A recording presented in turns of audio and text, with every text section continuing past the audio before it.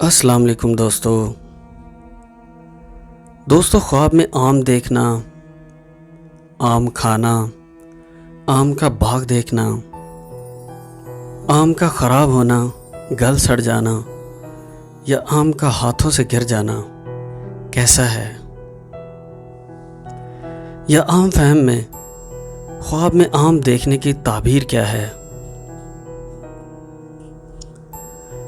دوستو اگر صاحب خواب میں آم دیکھتا ہے یا آم کھاتا ہے تو اگر صاحب خواب عورت ہے اور شادی شدہ ہے تو حاملہ ہونے اور اولاد نرینہ ملنے کی دلیل ہے۔ اگر عورت غیر شادی شدہ ہے تو شادی ہونے کی دلیل ہے۔ اگر صاحب خواب مرد ہے اور خواب میں آم کھاتا ہے یا آم دیکھتا ہے تو مال و دولت ملنے کی دلیل ہے۔ اگر صاحب خواب آم کا باغ دیکھتا ہے تو اگر صاحب خواب عورت ہے تو اولاد با کثرت پائے گی، اپنی اولاد اور پھر اولاد کی اولاد بھی دیکھے گی اور با کثرت دیکھے گی۔